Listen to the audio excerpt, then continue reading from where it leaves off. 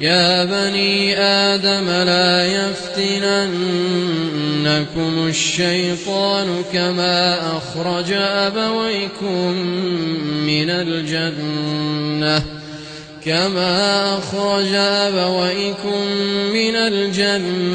ينزع عنهما لباسهما ليريهما سوآتهما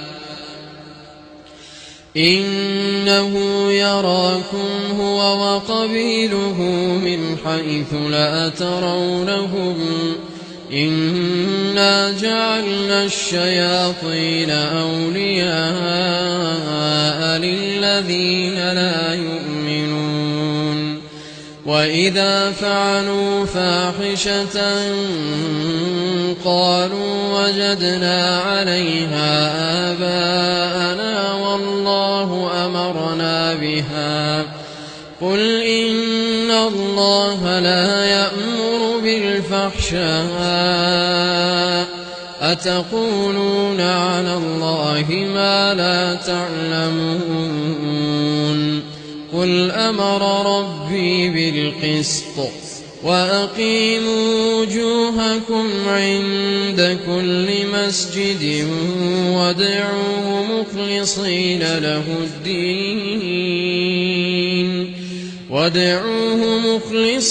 له الدين كما بدأكم تعودون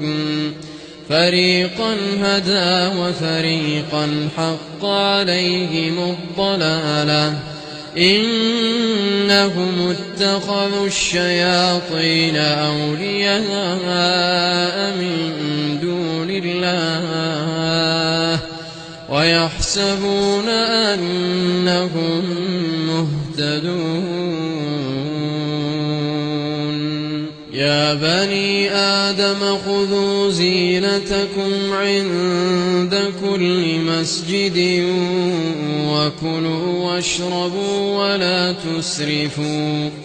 إنه لا يحب المسرفين قل من حرم زينة الله التي أخرج لعباده والطيبات من الرزق قل هي للذين آمنوا في الحياة الدنيا خالصة يوم القيامة كذلك نفصل الآيات لقوم يعلمون قل إنما حرم ربي الفواحش ما ظهر منها وما بطن والإثم والبغي بغير الحق وأن تشركوا بالله ما لم ينزل به سلطانا وأن تقولوا على الله ما لا تعلمون ولكل أمة أجل فإذا جاء أجلهم لا يستأخرون ساعة ولا يستقدمون يا بني آدم إما يأتينكم رسل منكم يقصون عليكم آياتي فمن اتقى وأصلح فلا خوف عليهم ولا هم يحزنون والذين كذبوا بآياتنا واستكبروا عنها أولئك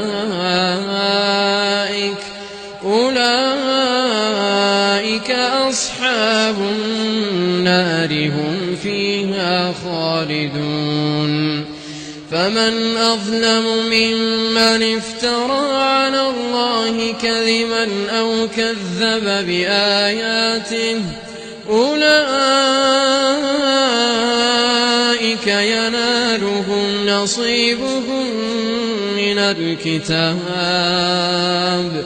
حتى إذا جاءتهم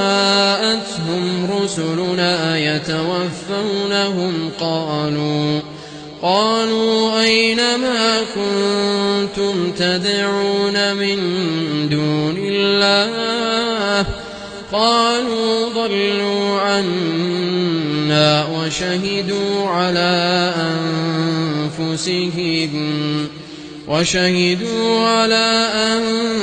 أنفسهم أنهم كانوا كافرين.